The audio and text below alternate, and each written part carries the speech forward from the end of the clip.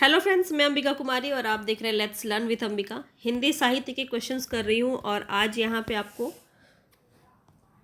भक्ति काल से प्रश्न रहेगा जिसमें हम राम काव्य देख रहे हैं। आज हम इसको ख़त्म कर लेंगे। कल जो हमने देखा था क्वेश्चन वो हमने यहाँ तक देखा था। कल हमने इसको कर लिया था, इनमें से ज्ञानश्री शाखा कवि कौन नहीं है, और आपको एक होमवर्क भी दिया था। इस क्वेश्चन का आंसर आपको बताना था। ठीक है। विनय पत्रिका में काशी के लिए किसका रूपक वर्णित किया गया है? कामधेनु, वृक्ष, वन, सूर्य या फिर चंद्र। तो आज हम यहाँ से स्टार्ट करेंगे और इसके बाद पूरा कृष्ण काव्य आपका बाकी है। हालांकि जो चीज़ें मैं करवा चुकी हूँ वही मैं फिर से आपको करवा रही हूँ। तो मुझे लगता है कि आपको मिक्स क्वेश्चन अभी ज़्यादा बेटर रहेगा आपके लिए, कि आपको हर प्रकार के प्रश्न ज़्यादातर जो आपके एग्ज़ाम में पूछे जाते हैं, जैसे कि काल क्रमानुसार प्रश्न पूछे जाते हैं, या फिर अष्टछाप के कवि हो गए वहाँ से प्रश्न बनता है, प्रयोगवाद से प्रश्न बनता है जहाँ पे आपका आगे से क्वेश्चन बना है काफ़ी। इसके बाद मैं बात करूं जो भी आपके इम्पॉर्टेंट है, जो मिक्स क्वेश्चन है, तो क्या मिक्स क्वेश्चन मैं आपके लिए लेके आऊं, ये मुझे आप कमेंट बॉक्स में ज़रूर बताइएगा। मिक्स क्वेश्चन मैं सोच रही हूं आपके लिए लेके आऊं, क्योंकि देखिए आप जैसा बोलेंगे वैसा ही मैं करूँगी, क्योंकि रीतिकाल आगे करवाना है मुझे और आधुनिक काल, जो कि ऑलरेडी मेरे चैनल पर बनी हुई है, बहुत अच्छे से मैंने करवा रखा है। तो आप उसको भी देख के कर सकते हैं। टाइम को वेस्ट करना मेरे ख्याल से बिल्कुल भी सही नहीं है। और मिक्स क्वेश्चन करने से क्या होगा कि आपके बहुत तरह तरह के कॉन्सेप्ट क्लियर होंगे और आपको लगेगा कि हाँ, आपकी तैयारी कितनी बेहतर हो पाई है, कितनी नहीं हो पाई है। तो अगर आप चैप्टर वाइज देखना चाहते हैं, अगर आप देखना चाहते हैं काल वाइज कि आपको पूरा कंप्लीट देखना है, आदिकाल, भक्तिकाल, रीतिकाल, तो वो मैं ऑलरेडी करवा चुकी हूँ, तो आप वहाँ से भी देख सकते हैं। और जो मिक्स क्वेश्चन रहेगा वो उसमें क्या रहेगा, उसमें सारा कुछ रहेगा, आदिकाल भी रहेगा, भक्ति काल भी रहेगा, जो इतिहास ग्रंथ है वहाँ से क्वेश्चंस रहेंगे, काल क्रम से क्वेश्चंस रहेगा, क्योंकि आपसे क्रम से क्वेश्चन बहुत ज़्यादा आता है, पूछा जाता है। इसके बाद में बात करूँ भाषा साहित्य से भी प्रश्न रहेंगे। ठीक है। तो सभी कुछ मिला जुला के क्वेश्चंस करवाने की कोशिश मैं आपसे करूँगी। उसमें और भी ज़्यादा मेहनत है, पर मैं सोच रही हूँ वो ज़्यादा बेटर है आपके लिए। पर आप ही बताइएगा कमेंट बॉक्स में, जैसा भी आप जवाब देंगे और जितने मात्रा में जितना भी ज़्यादा वोट रहेगा जिसकी तरफ वही चीज़ होगा। तो इसीलिए आप ज़्यादा से ज़्यादा कमेंट में इस बात को मेंशन कर दीजिएगा, उसी हिसाब से हम लेकर चलेंगे। और आप इतना तो जानती कि क्वेश्चन की क्वालिटी बहुत ही अच्छी रहती है मेरी, और मैं आपको बहुत ही सिलेक्टिव क्वेश्चंस करवाती हूँ। तो बस इसी बात को लेकर के था कि आप कमेंट बॉक्स में एक बार ज़रूर बताइएगा। बाकी आप चैनल पर नए हैं तो सब्सक्राइब करके बेल आइकन दबा लीजिए, तभी मेरे वीडियोस के नोटिफिकेशन आप तक पहुंच पाएंगे। और आज हम राम काव्य को फ़िलहाल ख़त्म कर लेंगे आज, ठीक है, क्योंकि कल से ये पेंडिंग था कि आधा हुआ था, आधा होना बाकी था, इसीलिए इसको हम अधूरा नहीं छोड़ सकते। इसको हम कंप्लीट करेंगे। इसकी PDF भी आपको मिल जाएगी ताकि आप इसका बेहतर तरीके से रिविज़न भी कर सकें। और आज मैंने आपको जनरल साइंस की भी क्लासेस दी हैं जो बहुत इंपॉर्टेंट है। देखा जाए तो फिजिक्स, केमिस्ट्री, बायोलॉजी के बहुत इंपॉर्टेंट क्वेश्चंस आपको वन लाइनर के रूप में दिया गया है, ताकि कम समय में ज़्यादा से ज़्यादा प्रैक्टिस किया जा सके। तो उसको भी आप ज़रूर देख लीजिएगा। अब चलिए हम स्टार्ट करते हैं। यहाँ पे क्वेश्चंस कौन सा है, तो यहाँ पे देखिए विनय पत्रिका में काशी के लिए किसका रूपक वर्णित है। तो याद रखिए यहाँ पे आपका फर्स्ट ऑप्शन सही हो जाएगा, कामधेनु। ठीक है। विनय पत्रिका में काशी के लिए कामधेनु रूपक वर्णित है। विनय पत्रिका भक्तिकाल के सगुन धारा में राम भक्त कवि तुलसीदास की ये रचना है और गीति काव्य है ये एक तरह से। और इसकी भाषा की बात की जाए तो ये ब्रज भाषा में है। 279 इसमें जो है आपके छंद है। यहाँ से प्रश्न आपका बहुत पूछा जाता है, तो ध्यान में रखिएगा। ठीक है। चलिए आगे बढ़ते हैं। नेक्स्ट क्वेश्चन है यहाँ पे आपका, बावरो रावरो नाह भवानी दानी बड़ो दिन देत दये दुन बिनु वेद बड़ाई भानी। उपयुक्त पंक्तियों में किसके द्वारा किसे संबोधित किया गया है। तो देखिए आपके जो हर प्रकार के क्वेश्चन आपके यहाँ पे कराए गए हैं, और इससे बाहर तो नहीं पूछेगा। राम काव्य से अगर प्रश्न आता है तो आपका इससे बाहर नहीं आएगा। और पिछली बार भी आपका BPSC में राम काव्य से प्रश्न बना है, तो आप बिल्कुल भी इसको स्किप नहीं कर सकते हैं। तो ये सभी बातें आपको ध्यान में रखनी है। और ब्रह्मा द्वारा सीता को कहा गया, ये संबोधन यहाँ पे पूछा जा रहा है कि किसके द्वारा किसे संबोधित किया गया है। तुलसी द्वारा पार्वती को, तुलसी द्वारा सीता को, तुलसी द्वारा काशी को, या फिर ब्रह्मा द्वारा पार्वती को। तो यहाँ पे जो आपका राइट ऑप्शन है वो क्या है, ब्रह्मा द्वारा पार्वती को कहा गया है।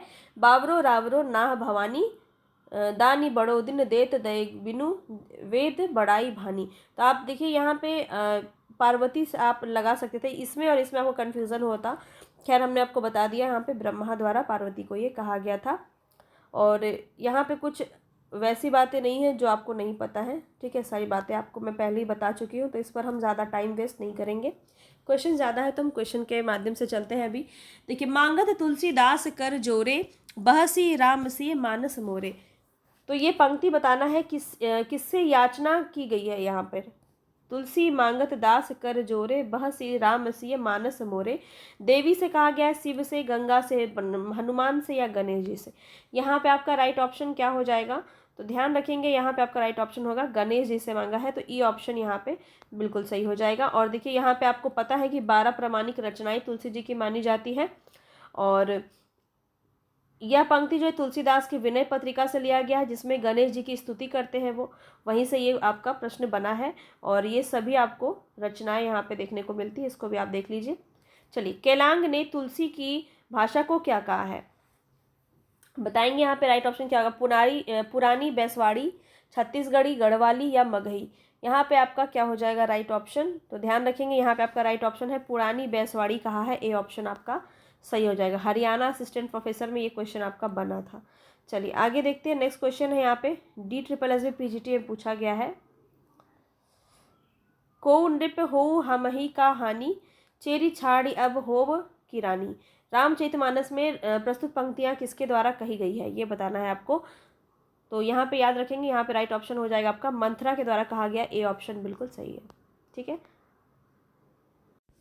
तो आप देख सकते हैं किस प्रकार से DSSB में आपका क्वेश्चन पूछा जाता है। यूपी TGT PGT में भी आपके अच्छे लेवल के क्वेश्चन पूछे जाते हैं, और BPSC में भी आपके अच्छे लेवल के क्वेश्चन ही पूछे जाते हैं।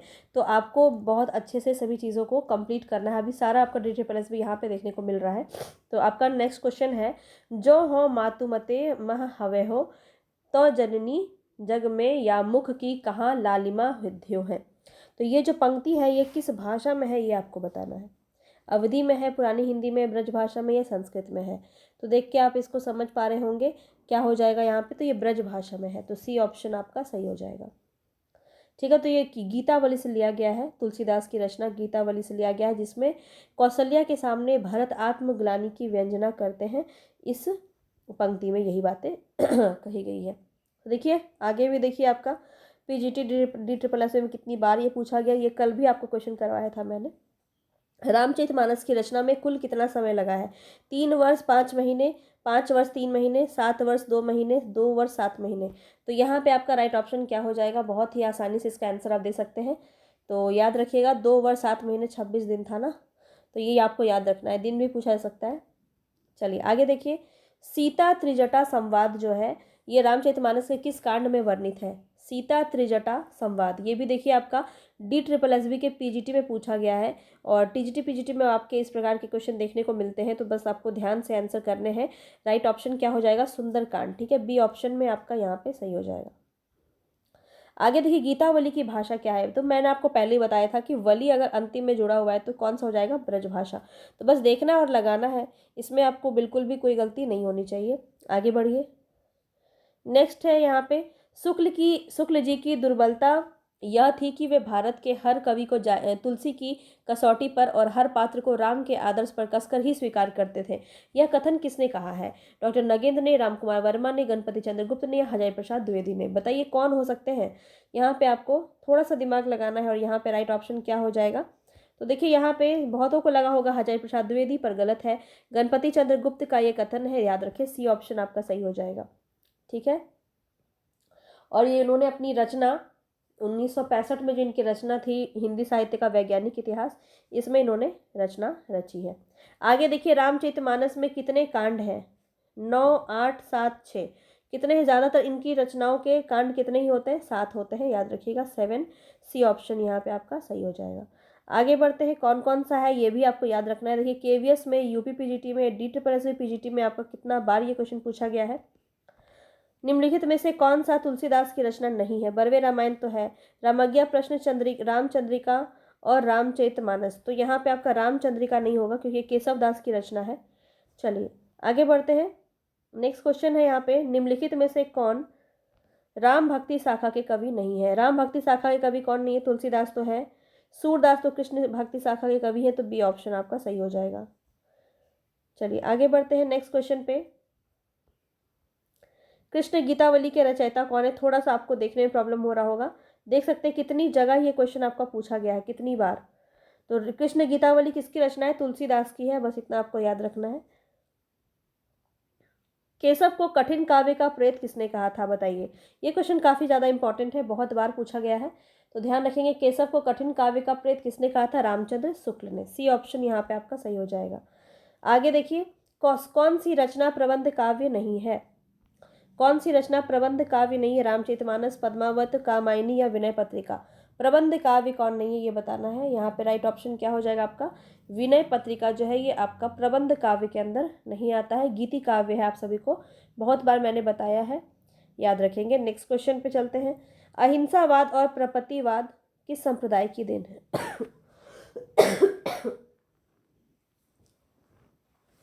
सूफी संप्रदाय, शाक्त संप्रदाय, वैष्णव संप्रदाय या शैव संप्रदाय? यहाँ पे बताएंगे राइट ऑप्शन आपका क्या हो जाएगा। ध्यान रखिएगा, वैष्णव संप्रदाय की देन है अहिंसावाद और प्रपतिवाद। आगे बढ़िए।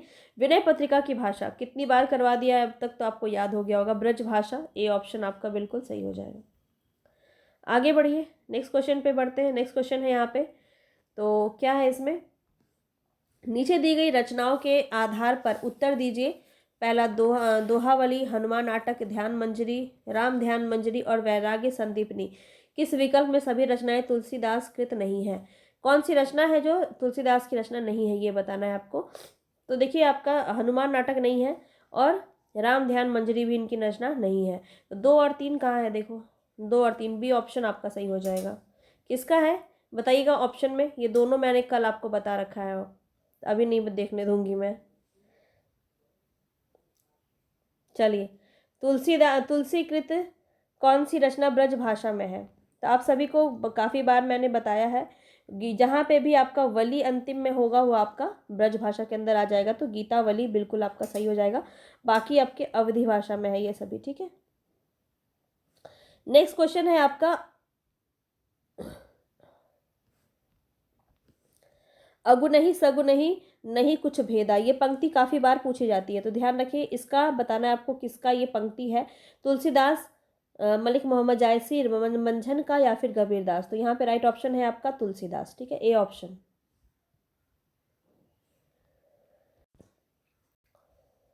साहित्य को सुरसरी सबका हितकारी घोषित किया है किसने? बताइए। केशवदास ने, रामानंदचार्य ने, सूरदास ने या गोस्वामी तुलसीदास ने? यहाँ बताएंगे कौन सा आपका राइट ऑप्शन हो जाएगा। तो यहाँ पे आपका राइट ऑप्शन क्या हो जाएगा? सुरसरी सबका हितकारी घोषित किया है, साहित्य को किसने किया है? तो ये जो है तुलसीदास ने किया है, डी ऑप्शन यहाँ पे आपका सही हो जाएगा, ठीक है। तो बाल कांड में इन्होंने स्पष्ट किया था अपने रामचरितमानस में कि कीरति भनिति भूति भली सोई, सुर सही सम सब कह हित होई। तो यह जो है पंक्ति ये बाल कांड में इन्होंने वर्णन किया है। चलिए, बरवे रामायण जो है इनके नामकरण का आधार क्या था? बरवे छंद, रहीम का सुझाव था, अज्ञात छंद या फिर तुलसी का बिरवा? बताएंगे यहाँ पे आपका राइट ऑप्शन क्या हो जाएगा। तो बिल्कुल ये आपका बरवे छंद पर आधारित है, और यहाँ पे आपको पता ही होगा छंद जो है ये अर्ध सममात्रिक छंद है, और इसमें पहला और तीसरा चरण में 12-12 मात्राएं होते हैं और दूसरा और चौथा चरण में 7 मात्राएं होती हैं। और ये भी ध्यान रखिएगा कि बरवे अवधि को निजी छंद भी कहा जाता है। बरवे रामायण जो है बरवे छंद के नाम से रखा गया था, और बरवे रामायण जो है ये तुलसीदास की मुक्तक काव्य है, ये भी आपको याद रखना है, मुक्तक काव्य है, ठीक है, मुक्तक काव्य है। ये सभी बातें आपको ध्यान में रखनी है। चलिए आगे बढ़ते हैं नेक्स्ट क्वेश्चन पे। तुलसीदास को लोकनायक कहने वाले कौन है? बताइए, बहुत इंपॉर्टेंट है, कल भी बताया था। इसका राइट ऑप्शन क्या हो जाएगा? हजारी प्रसाद द्विवेदी। सी ऑप्शन आपका बिल्कुल सही हो जाएगा। देखिए किसने क्या कहा है, एक बार फिर से देख लीजिए, क्योंकि ये काफ़ी पूछा जाता है। नाभादास ने क्या कहा? कलिकाल का वाल्मीकि। स्मिथ ने क्या कहा? मुगल काल का सबसे महान व्यक्ति। राम विलास शर्मा ने क्या कहा? जातीय कवि। और अमृतलाल नागर ने क्या कहा? मानस का हंस। तो ये सभी याद रखिए। रामलला नहछू रचना की शैली बताना है आपको। अवधि लोकगीतों की है, 56 छंद विशिष्ट है इसमें, या सेवैया प्रधान है, या सतसई व्रत है। किस प्रकार की ये शैली से ये रचना रची गई है, रामलला नहछू बताएंगे। यहाँ पे आपका राइट ऑप्शन रहेगा अवधि लोक गीतों की रचना की शैली इसमें देखने को मिलती है। आगे बढ़ते हैं। प्रबंध काव्य है ये, और ठेठ अवधि के सोहर छंद इसमें देखने को मिलते हैं। आगे देखिए, विनय पत्रिका के बारे में कौन सा कथन सही नहीं है। तो इसमें कुल 270 पद है। मैंने आपको बताए थे कितने पद हैं, तो आपको मैंने बता रखा है ऑलरेडी 279 पद है। ठीक है, तो यही गलत है, तो ए ऑप्शन ही यहाँ पे सही हो जाएगा। बाकी सारा आपका सही है, जिसमें गणेश जी की वंदना है, अभी हमने स्टार्टिंग में पढ़ा था, ये सही है। ब्रज भाषा में लिखा है, ये भी सही है। इसकी गणना आत्म निवेदन परक गीति काव्य में की जाती है, ये भी सही है। तीनों सही है। समझ में आ गया विनय पत्रिका, बहुत अच्छे से आप समझ में आ रहा होगा आपको। चलिए आगे देखिए, निम्नलिखित में से कौन सी रचना तुलसीदास रचित नहीं है। बरवे रामायण, ध्यान मंजरी, कवित रामायण, या फिर कृष्ण गीतावली बताएंगे। यहाँ पे राइट ऑप्शन क्या हो जाएगा। तो यहाँ पे ध्यान मंजरी जो है बिल्कुल सही हो जाएगा। ध्यान मंजरी इनकी रचना नहीं है। ध्यान मंजरी किसकी रचना है, तो बहुत ही ज़्यादा इंपॉर्टेंट है, अग्रदास की रचना है ध्यान मंजरी, याद रखिएगा। आगे देखिए, नेक्स्ट क्वेश्चन है, तुलसीदास ने कलयुग का वर्णन कवितावली के किस कांड में किया है। बहुत ही ज़्यादा इंपॉर्टेंट क्वेश्चन है ये आपका, ये भी आपका DSSS PGT में पूछा गया क्वेश्चन है। और देखिए बताएंगे यहाँ पे कौन सा सही हो जाएगा। तो ये उत्तर कांड में इन्होंने वर्णन किया है कलयुग का, ये भी आपको याद रखना है कवितावली में। ठीक है, कवितावली के किस कांड में यहाँ पूछा जा रहा है। ठीक है, तो कवितावली के उत्तरकांड में किया है। रामचरितमानस के उत्तरकांड में भी कलिकाल का वर्णन हुआ है, ये भी याद रखिएगा। और कवितावली ब्रज भाषा में रचित है। इसके उत्तरकांड में काशी यानी बनारस में तत्कालीन समय में फैली महामारी का वर्णन किया गया है। बहुत ही ज़्यादा इंपॉर्टेंट ये फैक्ट आपको याद रखना है। आगे देखिए, तुलसीदास का रामचरितमानस लिखा गया है गीत पद्धति में, कवैया सवैया छंद में, छप्पई कवित पद्धति में, या फिर दोहा चौपाई छंद में। तो सभी को पता है दोहा चौपाई छंद में लिखा गया है। डी ऑप्शन आपका सही हो जाएगा। कितने दोहे हैं इसमें, 1074 दोहे हैं, 7 कांड है, ये सब आपको याद रखना है। छंद कौन सा है, तो दोहा चौपाई छंद है। ठीक है, और भाषा कौन सी है, अवधि। ये सभी बातें आपको याद रखनी है। इसकी रचना 1631 संवत में हुई थी, चैत्र शुक्ल नाम नवमी के दिन मंगलवार को। और इसकी रचना में समय कितना लगा, तो 2 साल 7 महीने 26 दिन का समय लगा। ये सभी बातें आपको रामचरितमानस के बारे में याद रखनी है। आगे देखिए, नेक्स्ट क्वेश्चन है यहाँ पे आपका, लाज न आवत आपको दौरे आए हूँ साथ। पंक्ति में बताना है किससे संबंधित है। सूरदास, मीराबाई, कबीरदास, या तुलसीदास बताएंगे। यहाँ पे आपका राइट ऑप्शन क्या होगा। तो ध्यान रखिए, यहाँ पे जो राइट ऑप्शन है ये तुलसीदास है। ठीक है, तुलसीदास से संबंधित है। और ये जो है पत्नी रत्नावली ने पंत तुलसीदास के संबंध में इस पंक्ति को कहा है कि लाज ना लागत आपको दौरे आए हूँ साथ, धिक धिक ऐसे प्रेम को कहाँ कहो मैं नाथ। अस्थि चर्म मैं देह मम तामे ऐसी प्रीति, तैसी जो श्री राम मह होती ना तो भव भीति। तो ये जो है रत्नावली जी के द्वारा कहा गया है। चलिए, तुलसीदास ने किस काव्य की रचना तो सूरदास के अनुकरण पर की थी बताइए। सूरदास के अनुकरण पर कौन सी रचना की गई थी। गीतावली, दोहावली, जानकी मंगल, कवितावली। NVS TGT में पूछा गया क्वेश्चन है और एक्सपेक्टेड है आपके एग्जाम में, बस आपको ध्यान से इसका आंसर देना है। और सारे ही आपको करवा दिए जाएंगे, और जितना करवा दूंगी उतना कर लेना, तो फिर आपका बेड़ा पार हो जाएगा, क्योंकि बहुत सारे क्वेश्चंस मैं आपको करवाती हूँ। और यहाँ पे बताइए आपका राइट ऑप्शन क्या होगा। तो गीतावली, यहाँ पे ए ऑप्शन आपका सही हो जाएगा। गीतावली जो रचना है वो सूरदास के अनुकरण करके तुलसीदास ने ये रचना की है। आगे बढ़िए, आरती कीजिए हनुमान लला की, ये रचयिता इसके कौन है। नाभादास, तुलसीदास, रामानंद, या रामानुज। ये भी आपका NVS में ही पूछा गया क्वेश्चन है, बताएंगे यहाँ पे राइट ऑप्शन क्या हो जाएगा। तो ये रामानंद की रचना है, आरती कीजिए हनुमान लला की। ठीक है, अब देखिए, हजारी प्रसाद द्विवेदी ने इन्हें आकाश धर्मा गुरु कहा है, ये भी मैं आपको काफ़ी बार बता चुकी हूँ। और याद रखिएगा, इनका जो प्रमुख ग्रंथ है वैष्णव मताब्ज भास्कर, श्री रामार्चन पद्धति, योग चिंतामणि, राम रक्षा स्त्रोत, काफ़ी पूछा जाता है राम रक्षा स्त्रोत, रामानंद की है, याद रखेंगे। ठीक है, और आनंद भाष्य भी इन्हीं की रचना है। सुंदर कांड में प्रमुख पात्र कौन है, हनुमान, भरत, केकई, या लक्ष्मण। तो ये इनफैक्ट जिन्होंने भी पढ़ा होगा रामचरितमानस सबको पता होगा। सुंदरकांड के प्रमुख पात्र कौन है? तो याद रखिए हनुमान है। ठीक है, संपूर्ण सुंदरकांड में श्री हनुमान जी के गौरव गाथा का वर्णन ही किया गया है। मानस के सुंदरकांड को रोग मुक्ति का कांड भी कहा जाता है। आगे देखिए, रामचरितमानस की भाषा कैसी है बताइए। झारखंड पीजीटी में पूछा गया क्वेश्चन है और बहुत ही इजी है, अवधि है ना। चलिए, ये सारे क्वेश्चन तो अब आपके लिए हलवा क्वेश्चन हो गए होंगे। देखिए यहाँ पे ये मैं आपको बता चुकी हूँ। चलिए, इस पे हम अभी ज़्यादा स्टिक नहीं होंगे। अब ये क्वेश्चन देखिए, एक मिनट थोड़ा सा बताइए। आचार्य रामचंद्र शुक्ल ने हिंदी साहित्य का इतिहास लिखा, काल क्रमानुसार बताना है आपको कौन सा पहले क्या हुआ। ठीक है, तुलसीदास ने रामचरितमानस की रचना की, अज्ञेय द्वारा तार सप्तक का प्रकाशन किया गया, या रामचंद्र प्रसाद ने कामायनी की रचना की। अब देखिए, याद रखिए तुलसीदास ने रामचरितमानस की रचना कब की? 1574 ईस्वी में। ईस्वी में हम देख रहे हैं। ठीक है, ईस्वी में अगर हम देखें तो यहाँ पे हो जाएगा 1574 में की। तो सबसे पहले कौन सा आ जाएगा? टू आ जाएगा सबसे पहले। तो यहाँ है और यहाँ है। अब इसके बाद आ जाएगा आपका रामचंद्र शुक्ल ने हिंदी साहित्य का इतिहास लिखा 1929 में। 1929 में तो देखिए कितना ज़्यादा गैप आ गया। सबसे पहले तो ये देखते ही आपको समझ में आ जाएगा, तुलसीदास जी तो सबसे पहले आ जाएंगे। उसके बाद आ जाएगा ये, तो ये यानी कि 1 2 और 1 यहाँ भी है, 2 1 यहाँ भी है, अभी भी ये बरकरार है। अब देखिए, तार सप्तक आपका आया था प्रयोगवाद में, आपको पता होगा, और रामचरितमानस की रचना कामायनी। तो आप बताइए यहाँ पे अज्ञेय जो है 1935 में तार सप्तक यहाँ पे इन्होंने किया, तो ये आ जाना चाहिए 3, यानी कि बी ऑप्शन आपका सही हो जाएगा। और कामायनी की रचना कब की गई? तो 1943 में, 1943 में। तो ये आपको याद रखना है। ठीक है, यहाँ पे दिया हुआ है, आप देख सकते हैं। चलिए, इसको हटाइए, यहाँ पे बताएंगे निम्नलिखित में से कौन स्वामी रामानंद का शिष्य नहीं है? रामानंद की शिष्य परंपरा मैंने आपको बताया है, और यहाँ पे कौन सही हो जाएगा?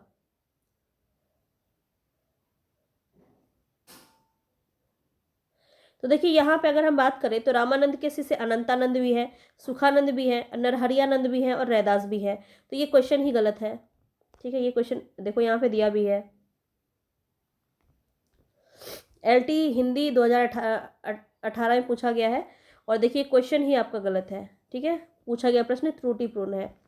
ये चारों ही आपके ये जो है गुरु हैं, इनके शिष्य हैं। ठीक है, रामानंद के शिष्य हैं, ये आपको पता होना चाहिए।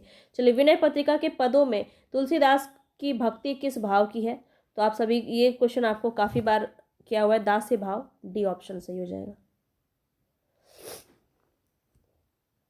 तो विनय पत्रिका का एक नाम राम विनयावली है, जिसमें 21 रागों का प्रयोग हुआ है। इस ग्रंथ का प्रमुख रस शांत रस है, ये भी बात आपको ध्यान में रखना है। चलिए आगे बढ़ते हैं। सुरतीय नरतीय नागतीय सब चाहती असी होय, गोद लिए हुलसी फिरे तुलसी हो सुत होय, तुलसी सो सुत होय। तो ये जो पंक्ति है ये किस कवि का है बताएंगे? सूरदास, तुलसीदास, रहीमदास या रसखान? बताइए यहाँ पे आपका राइट ऑप्शन क्या हो जाएगा। तो आप ये ना सोचें कि सिर्फ तुलसीदास दिख जाए तो बस आपका क्वेश्चन हो जाए, क्योंकि देखिए तुलसीदास का तो है, साथ ही साथ रहीम ने भी कहा था ये। ठीक है, तो पहली पंक्ति जो है वो तुलसीदास की, दूसरी पंक्ति ये जो है वो रहीम की है। रहीम ने कहा था कि गोद लिए हुलसी फिरे तुलसी सो सुत होए। ये जो पंक्ति है, ये पंक्ति किसकी है? रहीमदास की है, रहीमदास की है। और सुरतीय नरतीय नागतीय सब चाहती ऐसी हो, ये जो है ये तुलसीदास की है। तो क्वेश्चन में गड़बड़ है। अच्छा, यहाँ देखो बी और सी दोनों लिखा है, तो ये मतलब इस प्रकार से देखिए यहाँ पे दिया हुआ है। चलिए आगे देखिए,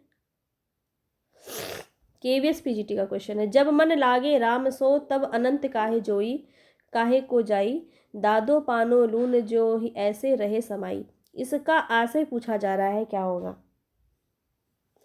इसका आशय क्या होगा? तो याद रखिए, जब मन जब राम में लीन है तो अन्यत्र नहीं भटकता है, यही बात इसमें कहा गया है। तो बी ऑप्शन यहाँ पे सही हो जाएगा। आगे देखिए, प्रमुख रूप से किस कवि के आधार पर आचार्य रामचंद्र शुक्ल ने अपने साहित्यिक प्रतिमान निर्धारित किए हैं? कबीरदास, तुलसीदास, केशवदास, सूरदास? प्रमुख रूप से किस कवि के आधार पर आचार्य रामचंद्र शुक्ल ने अपने साहित्यिक प्रतिमान निर्धारित किए हैं? बहुत ही इंपॉर्टेंट, तुलसीदास। बी ऑप्शन यहाँ पे आपका सही हो जाएगा। चलिए आगे देखते हैं। तो काव्य में रहस्यवाद इनकी प्रथम सैद्धांतिक आलोचना है। इनकी अन्य आलोचनात्मक कृति है गोस्वामी तुलसीदास, जायसी ग्रंथावली, भ्रमर गीत सार और रस मीमांसा। अब यहाँ पे देखिए उत्तरकांड में कलयुग प्रसंग में तुलसीदास ने लिखा है, क्या लिखा है? थोड़ा सा इस प्रकार क्वेश्चन वैसे आपका नहीं पूछेगा इतना डीप में, पर आ गया है तो इसको हम देख लेते हैं। आचारहीन और वेद विरोधी लोग ज्ञानी और सन्यासी कहलाएंगे। तो आचारहीन और वेद विरोधी लोग क्या ज्ञानी और सन्यासी कहलाएंगे? उत्तरकांड में ये कलयुग के बारे में ये पूछा जा रहा है आपसे, ठीक है, जो प्रसंग कलयुग में आया है उसके अकॉर्डिंग। तो बिल्कुल यही बात इसमें कहा गया है। माता पिता अपने बच्चों को मानव धर्म की शिक्षा देंगे? बिल्कुल नहीं देंगे। कलयुग की बात कर रहे हैं भैया, तो ये नहीं होगा। पत्नी के मर जाने पर घर गृहस्थी और संपत्ति के नष्ट हो जाने के बाद लूटे पिटे लोग ही संन्यास ग्रहण करेंगे। तो बिल्कुल ये भी आपका कथन बिल्कुल सही है। देख सकते हैं आप अभी कलयुग में जब पूरा प्राणी त्रस्त हो जाता है परिवार से, तब जाके वो संन्यास ग्रहण करता है। तो जो जो चीज़ होता है ना कलयुग में, वो बात पहले ही तुलसीदास जी ने कह दिया है। कलयुग में अच्छा समय होगा और लोग सुखी होंगे, ये तो बिल्कुल नहीं कहा है, ठीक है। तो क्या कहा है? जो उल्टा है, जो अपोजिट है, जो अभी हो रहा है वही सही है, यानी कि ऑप्शन ए आपका सही है, ठीक है। चलिए आगे देखिए। हरि अनंत हरि कथा अनंता, कहीं सुनहि बहुविधि सब संता। काफ़ी बार सुना होगा ये आपने पंक्ति। तो राम कथा के प्रसंग में तुलसीदास ने यह बात किससे कहलवाई है? बताइए। शिव से, याग वक्लव्य से, काग भुषुंडी से, या तुलसीदास की स्वयं की ये उक्ति है? बताइए। बहुत ही ज़्यादा इंपॉर्टेंट है और ये शिव जी के द्वारा कहा गया है, शिव जी के मुख से कहलवाई है। तो ए ऑप्शन यहाँ पे सही हो जाएगा।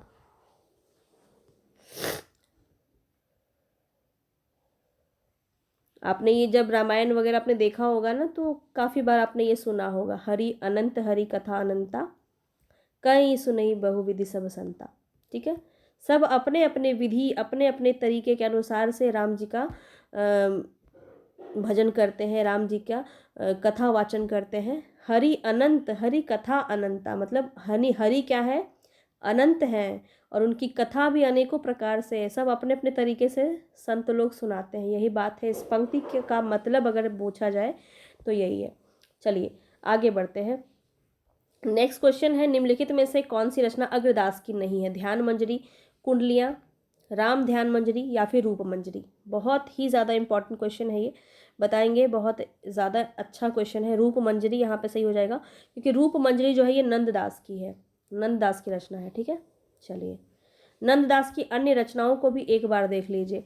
रास पंचाध्यायी, सिद्धांत पंचाध्यायी, मान मंजरी, विरह मंजरी, अनेकार्थ मंजरी, दान लीला, मान लीला, श्याम सगाई, भंवर गीत, सुदामा चरित काफ़ी पूछा जाता है।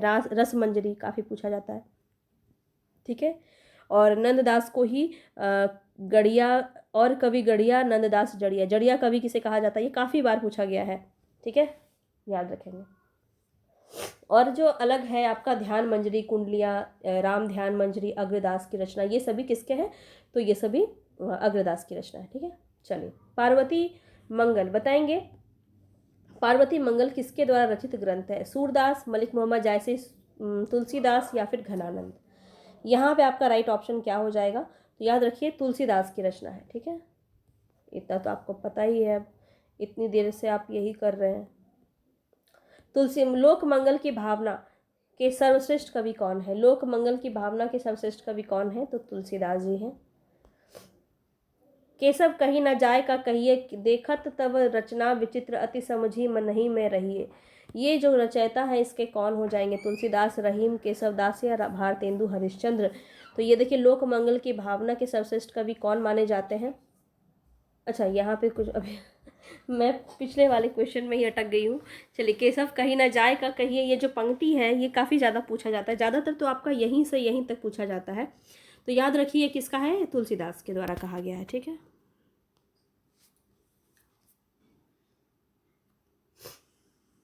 विनय पत्रिका किस भक्ति काव्य परंपरा की रचना है? विनय पत्रिका आप सभी को पता है, राम भक्ति, तो बहुत इजी है। चलिए कवि केशव दास की कौन सी कृति अपने वर्ण विषय की अपेक्षा छंदों की विविधता में भटक गई लगती है? बताइए, केशव दास की कौन सी कृति के बारे में ये बोला जा रहा है कि छंदों की विविधता में वो भटक गई? इतना ज़्यादा छंद, इसलिए उनको छंदों का अजायब घर कहा गया है ना। तो ये जो है, बताइए कौन हो जाएंगे यहाँ पे? राइट ऑप्शन क्या हो जाएगा? तो यहाँ पे रामचंद्रिका हो जाएगा। रामचंद्रिका को ही छंदों का अजायब घर कहा जाता है। ठीक है,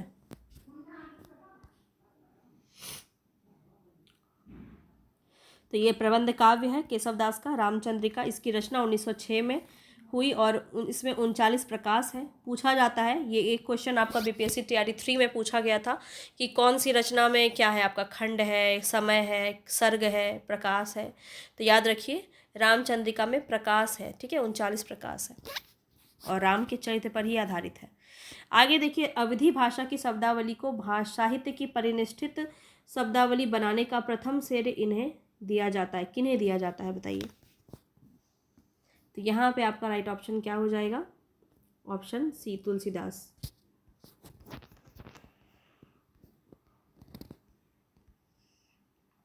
यहाँ पे इजी लग रहा होगा, पर क्वेश्चन एग्जाम में करेंगे तो हार्ड लगेगा उस टाइम पे, तो इसलिए आपको अच्छे से कर लेना है। अरथ ना धर्म न काम रुचि, गति ना चहो निर्वाण, जन्म जन्म रति राम पद, यह वरदान नान। रामचरितमानस में यह आकांक्षा निम्नलिखित में से किसकी है? तो ये भरत की आकांक्षा है। ए ऑप्शन यहाँ पे आपका सही हो जाएगा। ठीक है, निम्नलिखित में से कौन एक राम भक्त कवि हैं? कृष्णदास, नाभादास, ध्रुवदास या श्रीभट्ट? तो बताएंगे यहाँ पे राइट ऑप्शन क्या हो जाएगा? नाभादास। ठीक है, चलिए आगे बढ़ते हैं। नेक्स्ट क्वेश्चन है, गोस्वामी तुलसीदास जी की कितनी कृतियों में उत्तरकांड संबंधी वर्णन प्राप्त होते हैं? थोड़ा अलग क्वेश्चन है ये आपका, बताइए क्या हो जाएगा? गोस्वामी तुलसीदास की कुल कितनी कृतियों में उत्तरकांड संबंधी वर्णन प्राप्त होते हैं? तो वो है 4 हैं, जो कि रामचरितमानस, गीतावली, बरवे रामायण और कवितावली। ठीक है, तुलसीदास द्वारा रचित ये जो ग्रंथ है इसमें उत्तरकांड संबंधी वर्णन किए गए हैं। आगे बढ़िए, नेक्स्ट क्वेश्चन है यहाँ पे, रामचरितमानस के उत्तरकांड के संबंध में कौन सा असत्य कथन है? असत्य बताना है आपको। तो इसमें राम के लोकाश्रयी आनंद का चित्रण किया गया है, असत्य बताना है। ये तो सत्य है। यह कवि की कालजयी रचना का समापन बिंदु है, ये भी सही है। इसमें शैव और वैष्णव मतों का समन्वय दृष्टिगत होता है, ये भी सही है। इसमें इस कांड में कवि ने युगीन समस्याओं का उचित तथा सर्वग्राही समाधान दिया है, ये गलत हो जाएगा। डी ऑप्शन आपका गलत हो जाएगा। ठीक है, डी ऑप्शन गलत हो जाएगा, क्योंकि उत्तरकांड में समस्याओं का उचित एवं सारगही समाधान न देकर युगीन समस्याओं का चित्रण किया गया है। समाधान नहीं दिया गया है, बल्कि समस्याओं का चित्रण किया गया है इसमें। चलिए नेक्स्ट क्वेश्चन है, तुलसीदास ने कौन सी रचना कली काल से मुक्ति पाने हेतु लिखी? बहुत इंपॉर्टेंट क्वेश्चन है, एनवीएस में पूछा गया है, बताइए। तो विनय पत्रिका हो जाएगा बी ऑप्शन। आगे बढ़िए, संसार अपार के पार को सुगम रूप नौका लियो, कली कुटिल जीव निस्तार रहित वाल्मीकि तुलसी भयो। ये पंक्ति बताना है किसका है? रहीम का, अग्रदास का, नाभादास का या रामानंद का? बताइए यहाँ पे राइट ऑप्शन क्या हो जाएगा? तो नाभादास की ये उक्ति है, याद रखिए, संसार अपार के पार को सुगम रूप नौका लियो, कली कुटिल जीव निस्तार रहित वाल्मीकि तुलसी भयो। नाभादास के द्वारा कहा गया है। ठीक है, नाभादास की रचना कौन सी है? तो भक्तमाल। याद रखेंगे 200 कवियों का जीवन वृत्त वर्णन इन्होंने किया है और 316 छप्पे का प्रयोग किया है। रामचरितमानस में विभक्त रस का प्रयोग किस कांड में मिलता है? विभत्स रस जानते हैं आप, जिसका अगर अस्थाई भाव पूछा जाए तो क्या होगा बताइए? विभत्स रस का अस्थाई भाव क्या होगा? अस्थाई भाव मुझे बताइए आप लोग कमेंट बॉक्स में, विभत्स रस का। ठीक है, अरण्यकांड, लंका कांड, सुंदरकांड या उत्तरकांड, बाल कांड और अयोध्या कांड या फिर सभी कांड में ही विभत्स रस का प्रयोग हुआ है? किस में बताइए? तो यहाँ पे याद रखिए राइट ऑप्शन है अरण्य कांड और लंका कांड में, यानी कि ए ऑप्शन आपका सही हो जाएगा। अरण्य कांड और लंका कांड में विभत्स रस का प्रयोग हुआ है। ठीक है, जहाँ पे ज़्यादा युद्ध मारपीट वाला बात हुआ है, वो सब वर्णन हुआ है, तो आप इसको खुद दिमाग लगा के भी इसका आंसर आप दे सकते थे। चलिए आगे देखिए, सीता को प्रधानता देकर लिखा गया काव्य सीतायन की रचयिता कौन है? सीतायन की रचना किन्होंने की? तो राम प्रिया सरन, डी ऑप्शन यहाँ पे आपका सही हो जाएगा। आगे देखिए, भक्तमाल के रचयिता नाभादास के गुरु का नाम क्या था? नाभादास के गुरु का नाम क्या था? याद रखिए, नरहरिदास, वल्लभाचार्य, विठलनाथ या अग्रनाथ। तो याद रखिए यहाँ पे राइट ऑप्शन हो जाएगा आपका अग्रनाथ। ठीक है, डी ऑप्शन याद रखिए सही हो जाएगा। अग्रनाथ जो है नाभादास के गुरु थे। आगे बढ़ते हैं नेक्स्ट क्वेश्चन पे। निम्नलिखित में से विकल्पों में से जो राम भक्ति काव्य की विशेषता नहीं है उसे छाटिए। तो विष्णु के अवतार रूप राम का वर्णन मिलता है, तो ये तो सही है। लोक मंगल और समन्वय भावना का प्रतिपादन है, ये भी सही है। असद व सद वृत्तियों की विजय हुई है, ये भी सही है। तो मतलब असद वृत्तियों पर सदवृत्तियों यानी कि बुराई पर अच्छाई की जीत हुई है। कृष्ण की विविध लीलाओं का गायन इसमें नहीं किया गया है, राम की लीलाओं का गायन किया गया है, तो डी ऑप्शन यहाँ गलत हो जाएगा।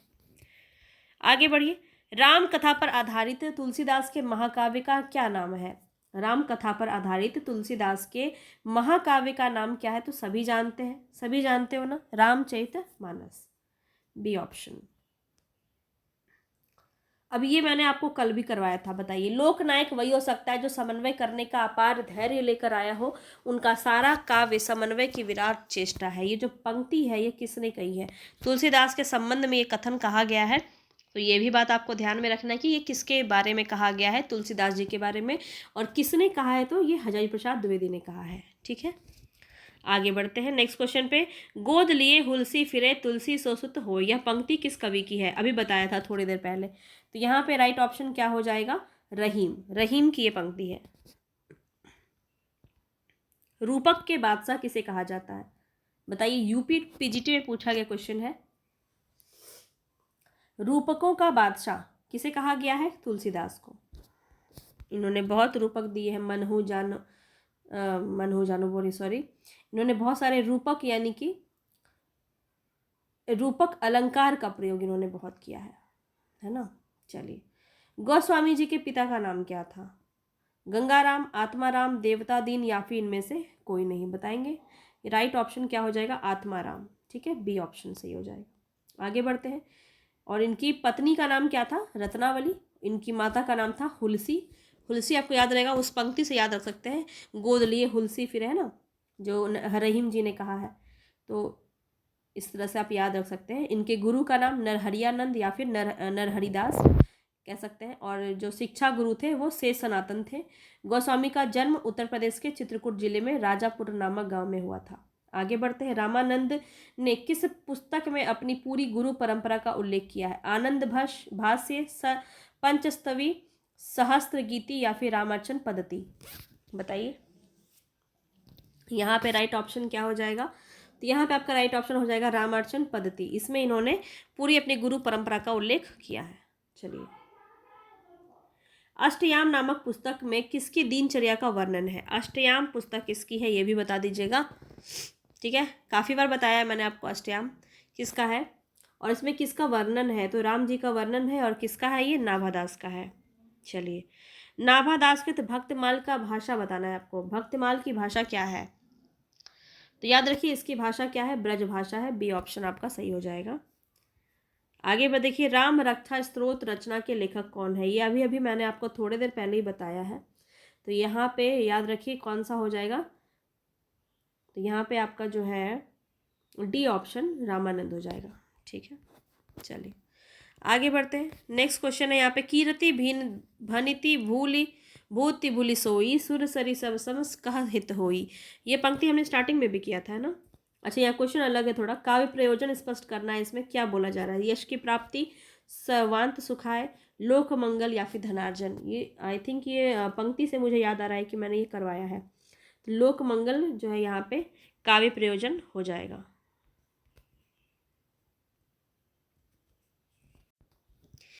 मैं पुनि निज गुरु सन सुनी कथा सो सुकर खेत। तो ये जो कथन है ये किस कवि का है? मैं पुनि निज गुरु सन सुनी कथा सो सुकर खेत। यह कथन जो है किस कवि का है? तुलसीदास, कबीरदास, नाभादास, सूरदास। याद रखिए तुलसीदास का है। पर याद रखना है, याद क्यों रखना है, यहाँ पे आपको पता है राम काव्य परंपरा से है ज़्यादातर तुलसीदास की रचनाएं, उनकी पंक्तियां पूछी गई है, लेकिन एग्जाम में नहीं समझ आएगा। रामचरितमानस के ज्ञान दीपक प्रसंग किस कांड में वर्णित है? ज्ञान दीपक बताइए, बहुत अच्छा क्वेश्चन है, यूपी पीजीटी में पूछा गया है। और यहाँ पे आपका राइट ऑप्शन हो जाएगा उत्तरकांड, ए ऑप्शन सही हो जाएगा। चलिए आगे बढ़ते हैं। शारीरिक पीड़ा की मुक्ति हेतु लिखा गया कौन सा ग्रंथ है तुलसीदास के द्वारा? रामलला नहछु, बरवे रामायण, हनुमान बाहुक या विनय पत्रिका? यहाँ पे आपका राइट ऑप्शन हो जाएगा सी, ठीक है, हनुमान बाहुक। तो गोस्वामी तुलसीदास की रचना है जिसे शारीरिक पीड़ा से मुक्ति पाने के लिए ग्रंथ लिखा गया है। बरवे रामायण जो है ये भी तुलसी की रचना है जिसे अपने मित्र रहीम के आग्रह पर इन्होंने लिखा था। और विनय पत्रिका की रचना कलिकाल से मुक्ति पाने के लिए इन्होंने लिखी थी। तो ये सभी जो है बातें भी याद रखनी है आपको। पीड़ा, शारीरिक पीड़ा से मुक्ति के लिए हनुमान बाहुक लिखा, और बरवे रामायण क्यों लिखा था? रहीम के आग्रह पर लिखा था। विनय पत्रिका क्यों लिखा था? कलिकाल से मुक्ति पाने के लिए, ठीक है। चलिए आगे बढ़ते हैं। रामचरितमानस से किस संवाद का संबंध नहीं है? यहाँ पे आपको पता है कितने सारे संवाद हैं, ये क्वेश्चन मैं आपको कल करवाई थी। कितने संवाद हैं इसमें बताइए मुझे, कमेंट बॉक्स में ज़रूर बताइएगा कि रामचरितमानस में कितने संवाद हैं। अब यहाँ पे देखिए राम सीता संवाद नहीं बताया गया है, और इसको जो नहीं जानते, जिन्होंने नहीं पढ़ा है, वो ज़रूर से टिक करेंगे। राम सीता तो होंगे ही ना रामचरितमानस में, पर यहाँ पे आपको पता है शिव पार्वती और याज्ञवल्क्य भरद्वाज संवाद भी है, काकभुषुंडी गरुड़ संवाद भी है। एक और कौन है? तुलसीदास और संत मुनि, है ना। चलिए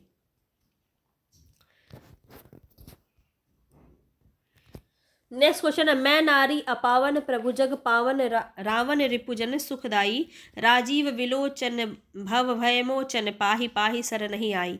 तो यह रामचरितमानस की उक्त चौपाई जो है यह किस पात्र के बारे में कहा गया है?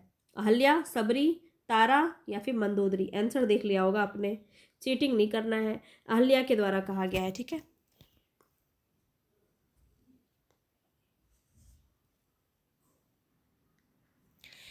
आगे देखिए, रामचरितमानस नामक महाकाव्य की रचना शैली क्या है? ये काफ़ी बार कर चुके हैं, राइट ऑप्शन दोहा चौपाई। तो इस पे हम ज़्यादा समय नहीं देंगे। अवधी एवं ब्रजभाषा दोनों में रचना करने वाले कवि कौन है बताइए? तो आपने देखा है अवधी में भी रचना है, ब्रजभाषा में भी रचना है, किसकी? तुलसीदास की। क्या सही आंसर है? तो बिल्कुल सही आंसर है। कंफ्यूज करती हूँ, आप कंफ्यूज हो भी जाते हैं। चलिए, तुलसीदास की किस रचना का संबंध ज्योतिष से है बताइए? ज्योतिष से किसका संबंध है तुलसीदास की रचना में? तो याद रखिए यहाँ पे आपका राइट ऑप्शन क्या हो जाएगा? रामाज्ञा प्रश्नावली। रामाज्ञा प्रश्नावली, हमारे बचपन में भी ये चीज़ें होती थी। जो रामाज्ञा प्रश्नावली है, यहाँ पे आपको एक ऐसे स्क्वायर शेप में पूरी आपको वर्ण लिखे होते थे, तरह तरह के वर्ण लिखे होते थे। एग्जैक्ट मुझे याद नहीं कितने वर्ण रहते थे उसमें, पर ये वर्ण यहाँ पे आपके लिखे होते थे इस तरह से, और आंख बंद करके ऐसे घुमाना होता था कि इसमें से कोई एक जगह पे आप घुमाइए, और वहाँ से फिर काउंट किया जाता था, और जो भी आपकी पंक्ति बन रही होती थी उसका अर्थ वहाँ पे दिया होता था। तो ये एक ज्योतिष संबंधी ग्रंथ था। आपको पता होगा तो आप भी बताइएगा, ठीक है। चलिए आगे बढ़ते हैं। तो यहाँ पे आप एक बार इसको भी देख लीजिए, काफ़ी इंपॉर्टेंट है, क्योंकि प्रश्न इस प्रकार से बनता है तो आपको देखना ज़रूरी है। रामलला नहछु में क्या है विषय वस्तु? तो संस्कारों पर स्त्री गीत अर्थात सोहर है, और भगवान राम के जन्म के समय का संबंधित वर्णन है। लला से समझ गए होंगे आप बच्चे, उनका बाल वर्णन है। जानकी मंगल की बात करें तो इसमें भगवान राम और सीता के विवाह का वर्णन है। हनुमान बाहुक में बाहु पीड़ा से मुक्ति के लिए हनुमान जी की स्तुति की गई है, ठीक है। ये विषय वस्तु भी याद रखिए, पूछा जाता है। आगे देखिए, यहाँ पे तुलसीदास की किस रचना में संत महंतों के लक्षण वर्णित है बताइए? अब ये देखिए पुराने क्वेश्चन हो गए हैं यूजीसी नेट के, और ये क्वेश्चन आपके टीजीटी पीजीटी में पूछे जाते हैं। तो बताइए यहाँ पे राइट ऑप्शन क्या हो जाएगा? वैराग्य संदीपनी, ठीक है। संत महंतों के लक्षण वर्णित होते हैं वैराग्य संदीपनी में, नाम से भी आप समझ गए होंगे, वैराग्य संदीपनी। चलिए आगे बढ़ते हैं। रामाज्ञा प्रश्न में आपको बताया ज्योतिष संबंधी है। पार्वती मंगल में उनका विवाह का वर्णन है, जानकी मंगल में भी उनके विवाह का ही वर्णन है, ठीक है। पार्वती मंगल में पार्वती और शिव के विवाह का वर्णन है, जानकी मंगल में जानकी और राम के विवाह का वर्णन है। अब ये बताना है आपको कि तुलसीदास के गुरु कौन थे? तो नरहरिया दास। ये सारे क्वेश्चन के आंसर तो इजी हो गए ना बहुत ज़्यादा। अब शिक्षा गुरु अगर पूछा जाए तो कौन हो जाएगा, शेष सनातन, ये भी याद रख लीजिए। बरवे रामायण किसकी रचना है? अब ये सब तो बहुत इजी क्वेश्चन है, तुलसीदास।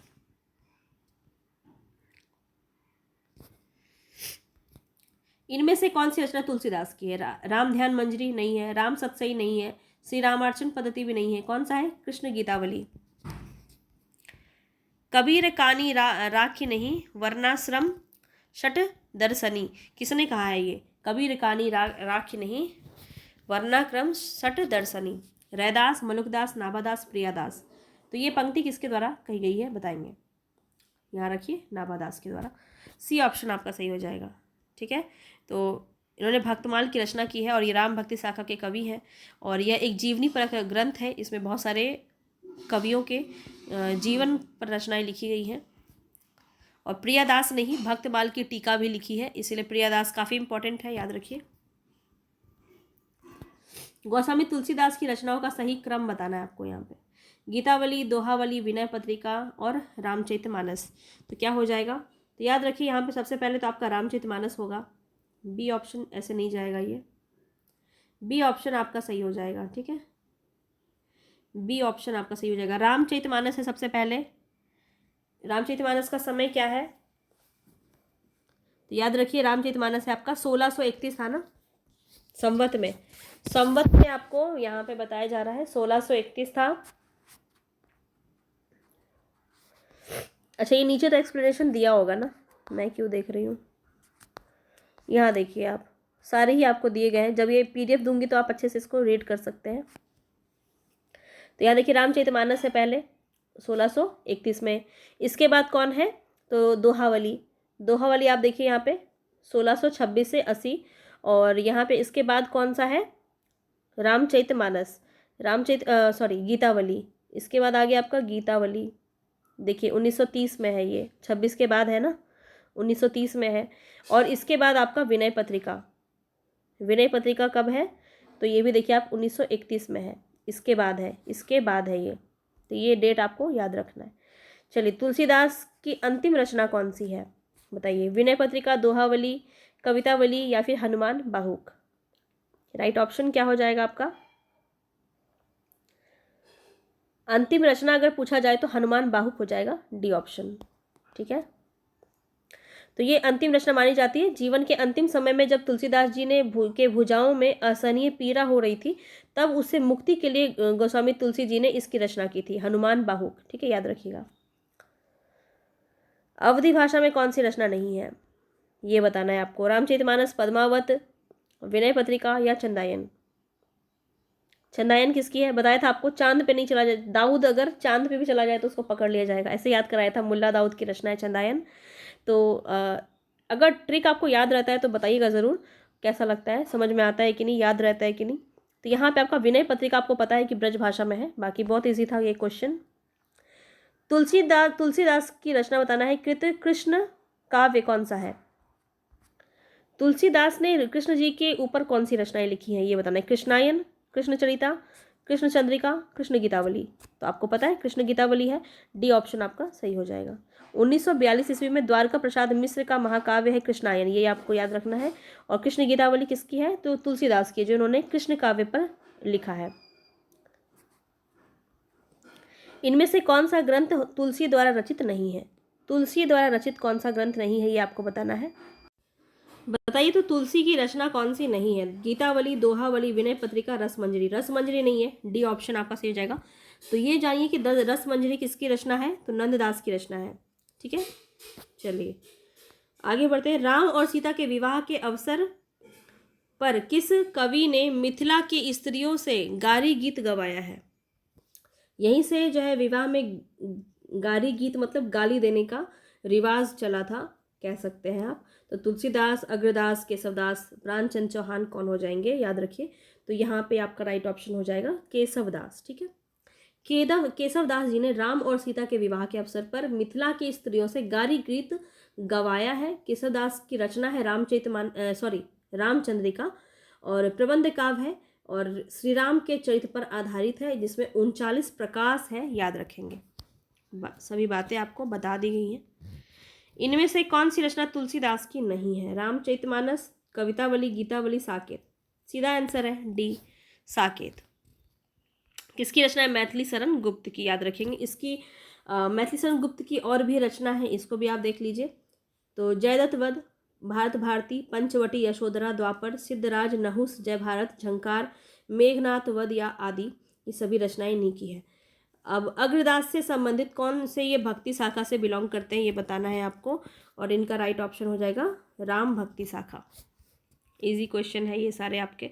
जातीय कवि किसने कहा है बताइए? तुलसीदास को। भक्ति काल के किस कवि को जातीय कवि कहा जाता है? ओहो, क्वेश्चन थोड़ा सा अलग है। जातीय कवि किसको कहा जाता है? किसको कहा गया है? तुलसीदास को। किसने कहा है? रामविलास शर्मा ने। ये भी आपको याद रखना है। गीतावली क्या है? मुक्तक काव्य है, अतुकांत काव्य है, प्रबंधक काव्य है, या फिर इनमें से कोई नहीं? बताएंगे। राइट ऑप्शन क्या हो जाएगा? मुक्तक काव्य है। ए ऑप्शन आपका यहाँ पे सही हो जाएगा। चलिए आगे बढ़ते हैं। नेक्स्ट क्वेश्चन है, तुलसीदास जी ने भी भ्रमर गीत परंपरा के अंतर्गत भ्रमर गीत की रचना की है, और वह किसमें संकलित है? तो आपको बताया है भी, कृष्ण काव्य परंपरा इन्होंने लिखा है कृष्ण जी के ऊपर। कौन सा था वो? कृष्ण गीतावली। बी ऑप्शन आपका सही हो जाएगा। गिरा अरथ जल बीच सम कहियत भिन्ना भिन्न, बंदो सीता राम बद जिन्हीं परम प्रिय खिन्न। तो यह बताना है कि ये पंक्ति किस कवि की है? केशवदास, तुलसीदास, ईश्वरदास, नागरीदास। तो ये जो है तुलसीदास की पंक्ति है, तुलसीदास की पंक्ति है, याद रखिए। और बाकी का भी यहाँ पे आपको दिया है, जो काफ़ी पूछा जाए, क्वेश्चन अगर पूछा जाता है, जैसे केशव केसनी अस करी भी रही जस न करही, ये जो है पूरा केशवदास का है। भिखारी दास का भी आप देख सकते हैं, और ईश्वरदास का भी आप देख सकते हैं। तुलसी की भक्ति, ये बहुत बार हो गया, हटाइए इसको। चलिए ये बताइए, सचिव वेद गुरु तिन्ही ज्यों प्रिय बोलही भय आस, राज धर्म तन तीन ही कर होहि बिगही नास। तो ये बताना है कि ये किस कांड में रामचरितमानस में लिखा गया है। ये बाल कांड से है, अयोध्या कांड से है, सुंदर कांड से है, या लंका कांड से है? पढ़ लीजिए बार बार इसको। राइट ऑप्शन हो जाएगा ये सुंदर कांड से है। ठीक है, सी ऑप्शन आपका सही हो जाएगा।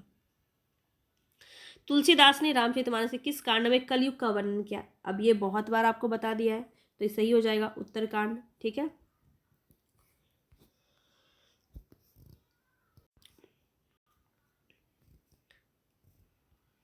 ये हो गया है। चलिए, राम राज्याभिषेक की तैयारी रामचरितमानस के किस कांड में है? अरण्यकांड, सुंदरकांड, अयोध्याकांड, उत्तरकांड। बहुत इजी है, बता सकते हैं आप इसको आसानी से। क्या हो जाएगा यहाँ पे? तो अयोध्या में हो रहा है ना ये, अयोध्या कांड। सी ऑप्शन आपका सही हो जाएगा। चलिए, रामचरितमानस के अयोध्या कांड में कौन सा संवाद नहीं है? ये आपका बड़ा इंपॉर्टेंट क्वेश्चन है, झारखंड पीजीटी में पूछा गया है।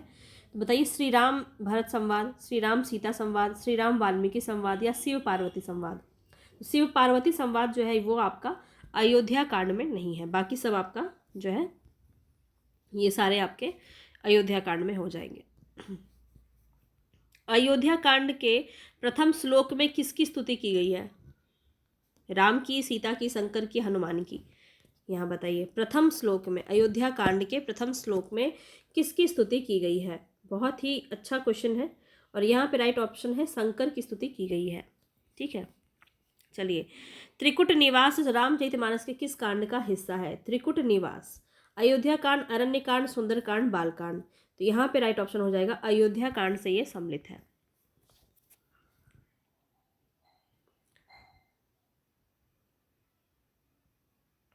तुलसीदास की कौन सी रचना ब्रज भाषा में है? तो वली दिख गया हमें, तो यही हो जाएगा बी ऑप्शन। ये पंक्ति काफ़ी पूछी जाती है, अवलो नसही अवलो नसानी अब न नसे हो। ये जो तुलसीदास की उक्ति है, यह किस रचना से ली गई है, ये बताना है आपको। ये तुलसीदास की है, ये भी आपको याद रखना है, क्योंकि ये काफ़ी बार पूछा जाता है, और ये विनय पत्रिका से ली गई है। D option. रामचरितमानस, रामचंद्र शुक्ल ने तुलसीदास द्वारा रचित ग्रंथों की संख्या कितनी मानी? ये काफ़ी बार पूछा गया, बहुत घिसा पिटा क्वेश्चन है। 12 आप सभी को बहुत अच्छे से याद हो गया होगा ये सारे क्वेश्चन। अब बताइए, लेवल आपका कुछ बढ़ा कि नहीं ये सारे क्वेश्चन कर करके? अब आप बताओ, राम भक्ति शाखा से प्रश्न आएगा तो आप कर लोगे कि नहीं? प्राणचंद्र चौहान का संबंध भक्ति किस भक्ति शाखा से है, ये बताना है आपको। तो ये जो है राम भक्ति शाखा से संबंधित है प्राणचंद्र चौहान। इनका जो रचना है वो कौन सा है? प्राणचंद चौहान का हनुमान नाटक कि रामायण क्या है, बताइए।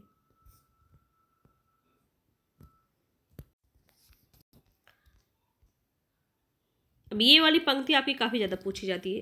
तो गोरख जगायो जोग भगति भगायो लोग, ये किसकी पंक्ति है, याद रखिए तुलसीदास की। और इसमें इसका अभिप्राय क्या है, नाथ पंथ और का हठयोग मार्ग और हृदय पक्ष शून्य है, जनता हठयोग को पसंद करती है, या फिर योगियों की रहस्य भरी वाणियों से जनता की भक्ति भावना दब गई है और जनता भक्ति मार्ग से विमुख हो गई है। क्या है इसका बताना है आपको। तो देखिए आपका नाथ पंथ का हठ योग का मार्ग हृदय पक्ष शून्य हो गया, ये भी इसका एक अर्थ हो सकता है। और एक अर्थ आपका जो है ये भी हो सकता है कि योगियों की रहस्य भरी वाणियों से जनता के भक्ति भावना दब गई है। तो ये दोनों ही हो जाएंगे। दोनों कैसे हो सकते हैं यहाँ तो, अच्छा कोड में है आपका क्वेश्चन, कोड में है तो बिल्कुल ए और सी आपका सही हो जाएगा, डी। चलिए, झूठ है झूठ है झूठो है झूठो है झूठो सदा जगू संत कहत जे अंत लहा है ताको सहे संठ सठ संकट कोटिक काढ़त दंत करत हहा है। ये पंक्ति आपको बताना है, इसमें तुलसीदास क्या कहना चाहते हैं। बहुत बड़ा क्वेश्चन है और यहाँ पे आपको जो है इस प्रकार के क्वेश्चन तो आपके पूछे नहीं जाएंगे, हटाओ इसको। तुलसीदास की रचना ये आप कर ही चुके हैं।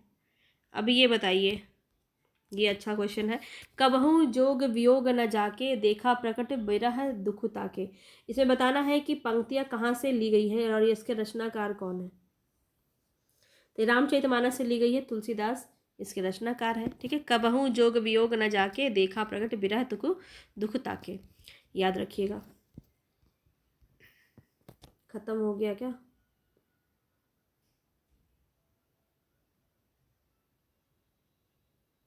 तो ये आपका पूरा ख़त्म हो गया। चलिए, तो देखिए ये पूरा आज हमने राम काव्य को ख़त्म कर लिया। अब यहाँ पे मैंने ये आपके लिए दिया है जहाँ पे अरे नहीं, ख़त्म नहीं हुआ है, ख़त्म नहीं हुआ है। मुझे लगा कि मैंने लास्ट में आपको कुछ जितने भी राम काव्य से संबंधित जितनी भी रचनाएं हैं उनको मैंने कलेक्ट कर दिया है ताकि आप बाद में उसका रिवीजन कर पाएँ। 2-3 पेज का है, उसको आप एक बार में देख लेंगे तो आपका रिवीजन भी हो जाएगा। तो वो मैंने अंत में डाल दिया है, तो मुझे लगा वही है। चलो कुछ क्वेश्चन है और ज़्यादा नहीं है, कुछ ही क्वेश्चन है, तो इसको हम देख लेते हैं। कुछ क्वेश्चन के शायद एक ही क्वेश्चन है इसीलिए ये बड़ा सा दिख रहा है। भक्तमाल के रचयिता सबको पता है नाभादास, तो ये हमारा ख़त्म ही हो गया। ठीक है, ये क्वेश्चन हमारा ख़त्म हो गया। अब देखिए यहाँ पे ये मैंने सारे आपको, जैसे संस्कृत भाषा में राम कथा ग्रंथ पूछा जाता है आपका, ठीक है, सारा मैंने डाल दिया है। प्रतिमा नाटक किसका है, अभिषेक नाटक किसका है, रघुवंश किसका है, कालिदास का, भास की रचना पूछी जाती है सभी बहुत ज़्यादा। तो इसको आप अंत में देखिए, पीडीएफ को डाउनलोड करके देख लीजिएगा। तो ये सारा मैं आपको एक बार दिखा देती हूँ कि क्या आपका इम्पोर्टेंट है इसमें। ये देखिए आप, इसके बाद पौमचर्यम जो है विमल सूरी की रचना है, सियाचर्यम भवन तुंग सूरी की है, रामचर्यम भुवन तुंग सूरी की है, उत्तर पुराण गुणभद्र का है। तो ये पौमचर्यु किसका है, स्वयंभू का है, महापुराण पुष्पदंत का है। ये यहाँ पे क्यों लिखा गया है, इसको तो आपने आदिकाल में पढ़ा था, लेकिन ये इसलिए रखा गया है क्योंकि ये सभी राम कथा का वर्णन यहाँ पे हुआ है, इसीलिए इसको इसमें रखा गया है। ठीक है, अब देखिए यहाँ पे जितनी भी रचनाएं हैं वो सब आपको दे दिए गए हैं। हिंदी राम काव्य के प्रमुख जितने भी ग्रंथ हैं सब कुछ आपको यहाँ मिल जाएगा। ठीक है, तो इससे बाहर कुछ नहीं आएगा, ये सारा मैं आपको दे दी हूँ, इसको अच्छे से बस आप पढ़ लेना और बस, इससे बाहर कुछ आने वाला है नहीं। इसको एक बार ज़रूर देख लीजिएगा तो पूरा आपका राम काव्य खत्म हो जाएगा। ठीक है, चलिए पसंद आया होगा तो लाइक शेयर सब्सक्राइब ज़रूर कर दीजिएगा और कैसा लगा कमेंट बॉक्स में ज़रूर बताइएगा। कितने क्वेश्चंस आप सही कर पाए, क्या आपको इस प्रकार से क्वेश्चन चाहिए, इसके बाद मैं किस प्रकार का क्वेश्चन लेके आऊँ आपके लिए, ये मुझे आप बताइएगा। मिक्स क्वेश्चन चाहिए या फिर आगे हम कृष्ण काव्य को कंटिन्यू करेंगे। ठीक है, जल्दी बताना ताकि इसको मैं आगे प्रिपेयर भी कर पाऊँ कल की क्लास के लिए। मिलेंगे फिर नेक्स्ट वीडियो में, तब तक के लिए धन्यवाद। ऐसे ही हंसते मुस्कुराते रहिए और ज़बरदस्त प्रैक्टिस करते रहिए। Best of luck.